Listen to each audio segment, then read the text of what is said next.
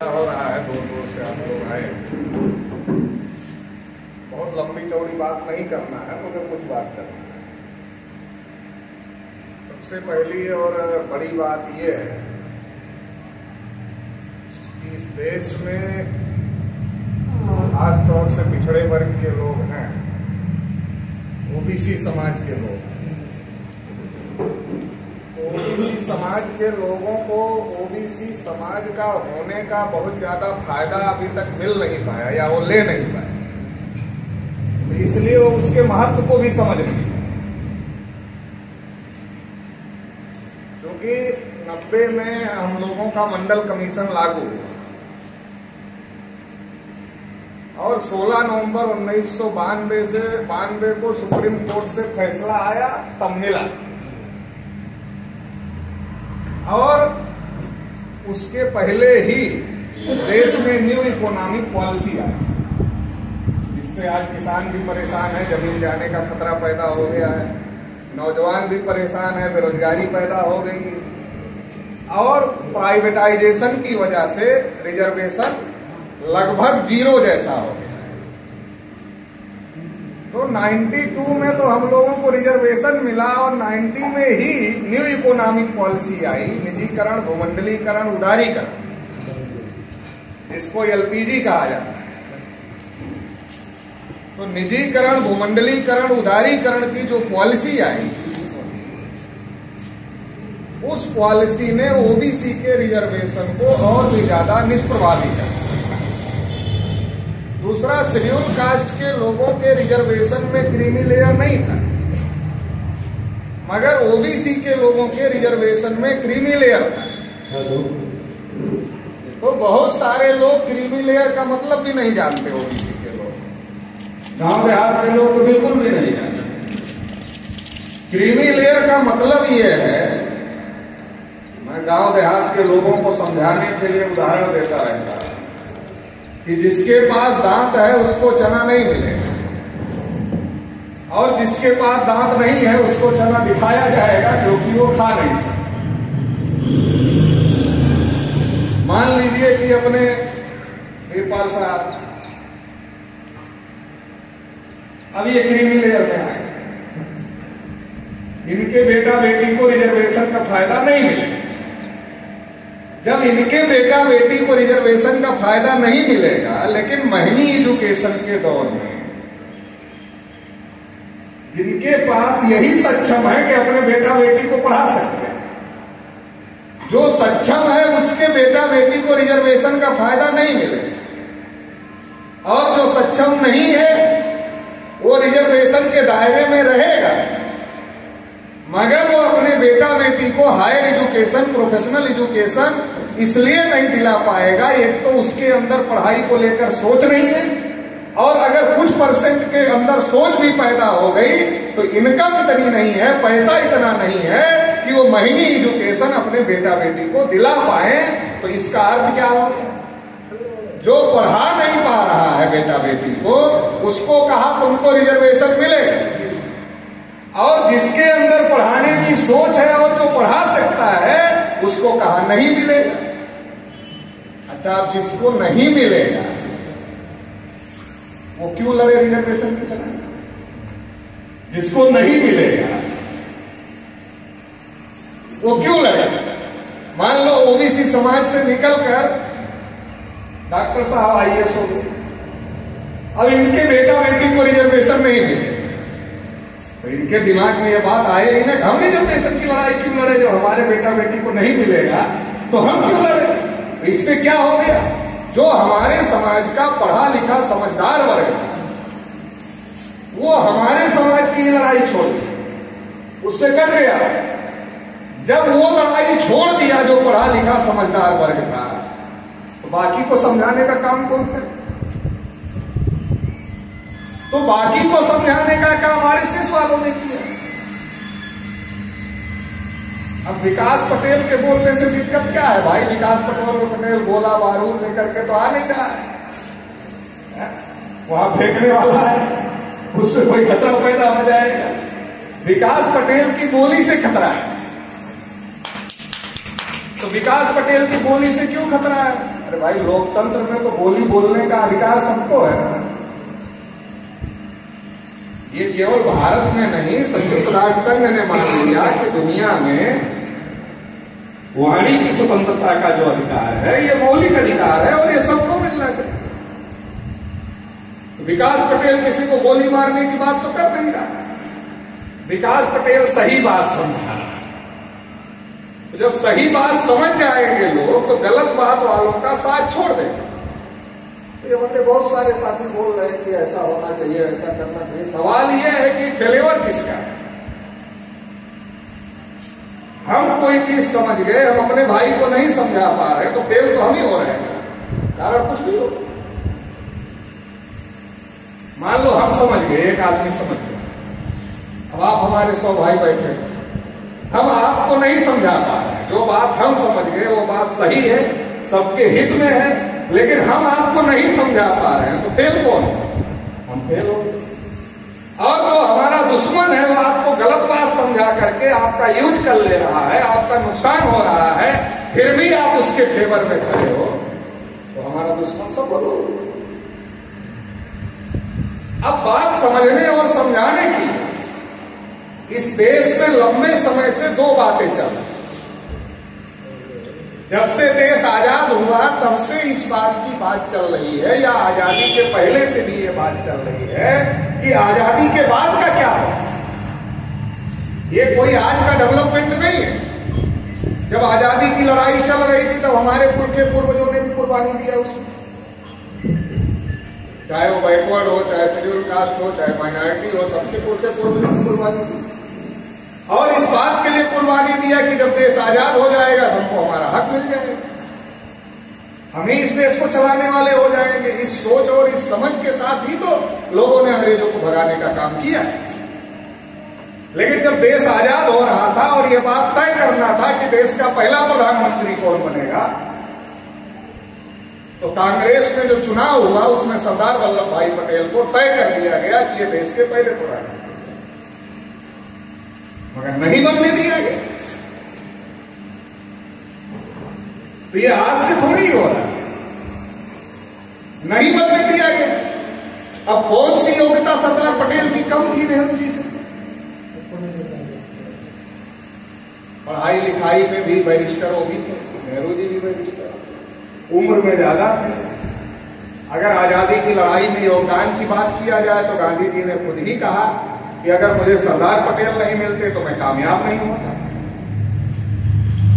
और बहुत सारे कांग्रेस के जो बड़े नेता थे वो इस बात से नाराज हो गए कि सरदार पटेल जैसे इतने अनुभवी और बड़े आदमी के को छोड़ करके नेहरू जी को प्रधानमंत्री बनाया। तो ये साजिश तो लंबे दौर से चल रही है, मगर हम समझेंगे कब, ये बड़ा सवाल है। और हम अपने लोगों को समझाने के लिए क्या कर रहे हैं ये भी बड़ा सवाल है। मान लो हम समझ गए, लेकिन हम अपने लोगों को समझाने के लिए क्या कर रहे हैं? मान लो एक विकास पटेल समझा देश भर में घूम रहा, हम आपको ये नहीं कह रहे आप देश भर में घूम, अरे अपने आसपास के 10 गांव में हम घूमो, देश भर में अपने आसपास के 10 गांव में घूम लो, अपने जिले में घूम लो, अपने जिले की हर तहसील में घूम लो, हर ब्लॉक में घूम लो। इतना तो जिम्मेदारी उठाना पड़ेगा। अगर इतनी जिम्मेदारी हम लोग नहीं उठाएंगे तो फिर ये मामला हल नहीं होगा और लूटने वाले लूटते रहेंगे। डॉक्टर साहब कह रहे थे कि एक टमेरा है तो दूसरा लुटेरा भी तो है। एक टमेरा है, हम लोग टमेरा है तो दूसरा लुटेरा भी तो है। तो लुटेरा तो लूट रहा है, बार बार लूट रहा है।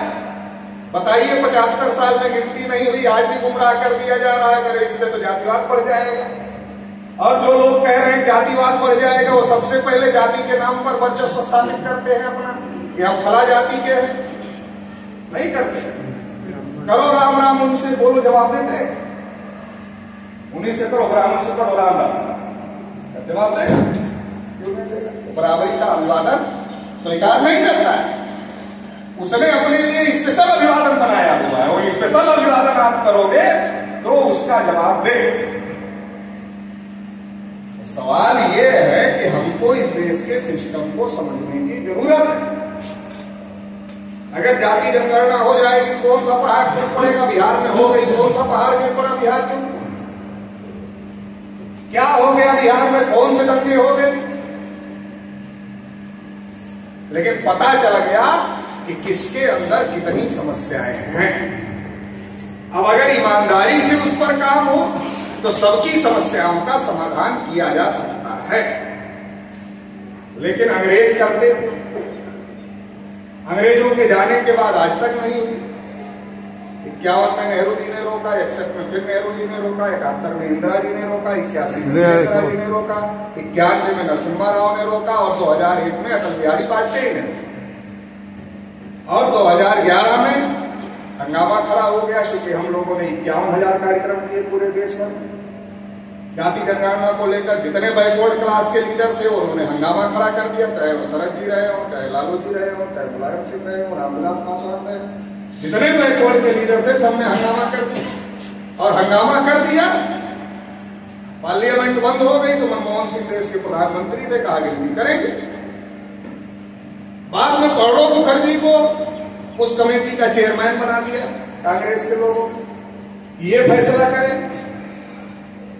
तो जो सेंसस एक्ट है 1948, तो सेंसस एक्ट के तहत जनगणना होनी चाहिए।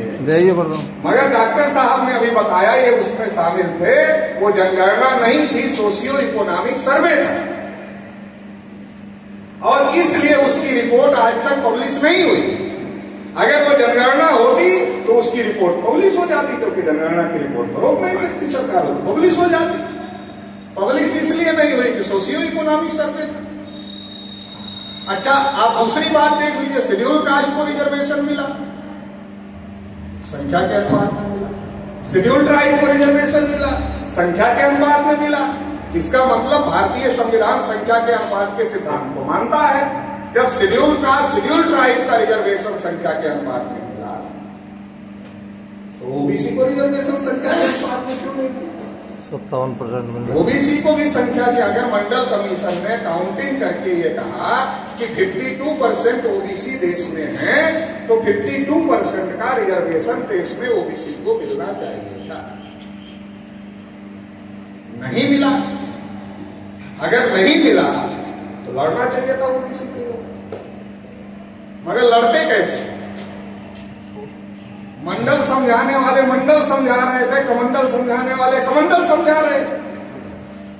ये दौर आप देखो 90-92 का, उस दौर में जब मंडल कमीशन की लड़ाई चल रही थी, तो उसी दौर में 16 नवंबर 1992 को बाबरी मस्जिद गिरा दी गई।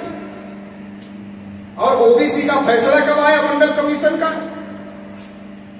16 नवंबर 1992 को आया और 6 दिसंबर 1992 को बाबरी मस्जिद गिरा दी गई। कितना दिन हो गए? 16 नवंबर 1992 से 6 दिसंबर 1992, कितना दिन हो गए? 20 दिन हो गया। 20 दिन के अंदर गिरा दी गई। मंडल कमीशन लागू करने में जो धोखा ओबीसी के साथ में हुआ, वो धोखा अगर ओबीसी को पता चलता तो ओबीसी उसके खिलाफ दिल्ली घेरता। अगर मंडल कमीशन के लिए ओबीसी लड़ रहा था तो उसके लिए भी लड़ लेता, अगर समझ में आता कि धोखा है। जितने समझे थे कम से कम उतने और को समझा के लड़ लेते। लेकिन ओबीसी को गुमराह करके दिल्ली ना जाए, अयोध्या भेज दिया। वहीं का रहना, वहां वाले कम गए और दूर वाले ज्यादा गए। आज भी वहां वालों का ज्यादा इंटरेस्ट नहीं है, मगर दूर वाले प्लेने बार बार गिर जाते हैं। तो उलझा दिया। अब उलझा दिया तो लड़ाई दूसरी बन गई। जो लड़ाई बनी थी हक अधिकार की, कि जिसकी जितनी संख्या भारी उसकी उतनी हिस्सेदारी, जिसकी जितनी संख्या है, चाहे इस देश का शासन हो, चाहे प्रशासन हो, चाहे नौकरी हो, चाहे विश्वविद्यालय हो, चाहे फैक्ट्री हो, कल कारखाने हो, उद्योग धंधे हो, हर जगह जिसकी जितनी संख्या है उसको उतना हिस्सा मिलना चाहिए। जैसे एक बाप के 4 बच्चे होते हैं तो बराबर बराबर हिस्सा लगता है। अगर ये होता तो आज 80% नौकरियों पर ऊंची जाति के लोगों का कब्जा नहीं होता। और ये मैं नहीं कह रहा हूं, ये जो शरद यादव जी राज्यसभा सांसद थे तो उन्होंने पार्लियामेंट में पूछा, तो पार्लियामेंट में भारत सरकार के कार्मिक मंत्रालय ने उनको लिख कर दिया कि 79.2% क्लास 1 क्लास 2 की सर्विसेज में ब्राह्मण और ऊंची जाति के लोगों का कब्जा। अब 79.2% 80% उनका कब्जा है। बिल्कुल। तो बाकी का कितना है आप खुद ही सोच लो, और फिर उसमें ओबीसी का कितना हो सकता है और भी आप सोच लो। तो आज भी हमको वही भड़का। अच्छा, अब ये जनगणना अगर होगी तो ये डाटा निकल कर सामने आएगा ना। अच्छा, अब जनगणना नहीं होगी तो आपका हिस्सा जो खा रहा है वो तो खाता रहेगा, इसलिए तो वो विरोध कर रहा है, क्योंकि उसको पता है कि एक चीज का पता चल जाएगा किसके पास क्या है। जैसे अभी जाट, गुजर, कुर्मी, यादव ये क्या सोचते हैं, हमारे पास ही सब जमीन है, जमीन तो सब हमारे पे ही, सोचते नहीं सोचते। अरे करा लो ना एक बार करा लो, आंख खुल जाएगी। मंडल कमीशन ने जब जांच किया तो मंडल कमीशन ने क्या कहा पता है, 94% जमीनें ऊंची जातियों के पास में है। मंडल कमीशन का डाटा है, उठाकर पढ़ लो मंडल कमीशन। लेकिन हम कहाँ मंडल कमीशन पढ़ते हैं, हमारे समाज के आदमी को मंडल कमीशन कहाँ पढ़ने का टाइम। तो उस समय भी हमको भड़का दिया और आज भी हमको भड़काने का काम कर रहे हैं। तो सवाल ये है कि जो यहाँ समझे समझाए लोग हैं, यहाँ किसी को समझाना नहीं है, यहाँ सब समझे समझाए। तो जो समझदार लोग हैं उनकी जिम्मेदारी है कि वो दूसरों को समझाने का काम करें। अगर दूसरों को समझाने का काम नहीं करेंगे तो समस्याएं पैदा होती रहेंगी। कार्यक्रम कैंसिल होता है, कार्यक्रम होता है, वो कोई बहुत बड़ा इशू नहीं है। जो हम लड़ाई लड़ रहे हैं तो लड़ाई में ये सारी बातें होती रहती है, ये कोई बहुत बड़ा इशू नहीं है। लेकिन महत्वपूर्ण मुद्दा ये है कि हम जो कर रहे हैं उसका असर तो है, तभी तो रोका जा रहा है। हम जो बोल रहे हैं उसका कुछ असर तो है, तभी तो रोका जा रहा है। अगर उसका कोई असर नहीं होता तो क्यों रोका जाए। तो हमको ये समझने की जरूरत है कि इस देश में जाति जनगणना इसलिए नहीं हो रही है कि इस देश की सारे साधनों संसाधनों पर जिन लोगों ने कब्जा किया है वो लोग नहीं चाहते कि ये पोल खुले और सबको पता चल जाए कि हमारी संख्या ज्यादा है लेकिन कब्जा दूसरे लोगों ने किया। तो ये बात अगर हम लोग समझेंगे, ये बात लोगों को समझाएंगे तो लोग इसके फेवर में खड़े हैं। अगर हम ये नहीं समझाएंगे लोगों को समझा दिया जाएगा, इससे जातिवाद बढ़ेगा। और जो जातिवाद की बात कर रहे हो सबसे पहले जाति देखकर टिकट देते हैं, उसी जाति को टिकट देते हैं जिसकी संख्या ज्यादा हो उस जाति। तो सवाल जातीयवाद बढ़ने घटने का नहीं है, सवाल यह है कि आपको हक अधिकार मिलेंगे कि नहीं मिलेंगे। अगर आप धर्म की लड़ाई लड़ोगे तो कोई हक अधिकार क्यों नहीं मिलेगा, धर्म के नाम पर कोई अधिकार है। धर्म के नाम पर लड़ाई होगी तो पहला हक किसका होगा, धर्म के नाम पर। अगर मान लो धर्म के नाम पर अधिकार मिल गया तो पहला हक किसका होगा, अरे जो सबसे ऊपर होगा उसी का ना होगा। तो जब करता धरता सब वो है तो पहले तो अरे हम अपने घर में बनाते हैं, पहले उसको खिलाते हैं। हम अपने घर में अपना आटा अपनी दाल बनाते हैं तो पहले उसको खिलाते हैं, और जब देश में अधिकार मिलेगा तो हमें पहले दे देगा। अगर हमें देना होता तो एक ही धर्म के आदमी को अछूत बना दिया, उसी धर्म के आदमी को शूद्र बना दिया, उसी धर्म में खुद ब्राह्मण हो गया कि नहीं। ये व्यवस्था मुगल और अंग्रेज नहीं बनाया। आज तक हमको मुगल और अंग्रेज ही समस्या है यही बताया जाता था और हम यही मानते हैं। दृष्टिकोण बदलने की जरूरत है। देखो, जब अंग्रेज आए ईस्ट इंडिया कंपनी के साथ, मुगलों का राज था देश के तमाम हिस्सों में, मुगलों से लड़ाई हुई, मुगलों का राज तब खत्म हुआ जब अंग्रेज आए। और 15 अगस्त 1947 को अंग्रेज चले गए, 77 साल अंग्रेजों का राज खत्म हुए हो गया। और जब अंग्रेज थे तो हमको समझाया जाता था यहां से कच्चा माल ले जाते हैं, वहां पक्का करते हैं, लाकर हमको ही बेचते हैं, ये ना समझाया जाता था। आज क्या हो रहा,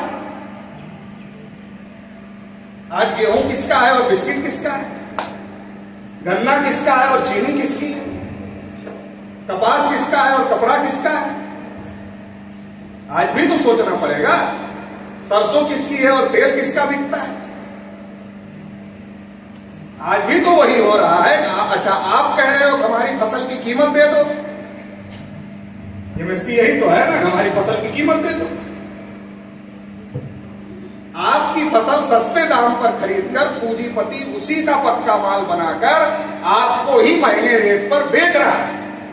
और बाजारवाद के चंगुल में गांव का किसान भी फंस गया है। जो किसान पहले आत्मनिर्भर था, उसको बहुत मार्केट की चीजों की जरूरत नहीं पड़ती, आज वो किसान बाजारवाद के चंगुल में पूरी तरीके से वो भी फंस गया है और पूंजीपतियों के सामान के ऊपर डिपेंड हो गया है। आज भी तो वही स्थिति है। तो ये कौन पैदा कर रहा भाई? अंग्रेज चले गए, मुगल चले गए, ये कौन पैदा कर रहा? तो जो अंग्रेजों और मुगलों के पहले इस देश में आकर व्यवस्था बनाए, जाति व्यवस्था, वर्ण व्यवस्था। अच्छा, दुनिया के किसी धर्म में जाति व्यवस्था नहीं, वर्ण व्यवस्था नहीं, सब धर्म में आने का रास्ता है। आ जाओगे आप हो गए। अच्छा, मान लो हिंदू धर्म में कोई आ जाए तो ब्राह्मण बनेगा, क्षत्रिय बनेगा, वैश्य बनेगा, शूद्र बनेगा, क्या बनेगा भाई? तो कौन डिसाइड करेगा क्या बनेगा? तो ये जो सिस्टम बनाया, ये सिस्टम किसने बनाया?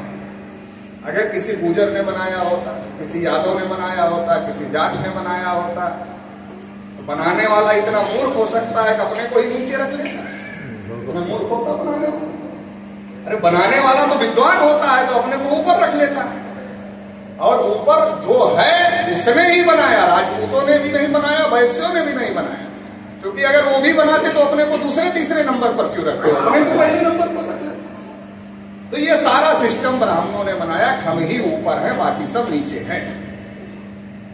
ये सच्चाई है, ये उनके ग्रंथों में लिखी हुई है। अब हम ये बता रहे हैं तो गाली थोड़ी दे रहे हैं। गाली तो आप लोग गांव देहात के आदमी है, जानती है गाली क्या होती है। तो गाली नहीं दे रहे हैं, ये बता रहे हैं कि ये सिस्टम। अब देखो दिक्कत क्या है।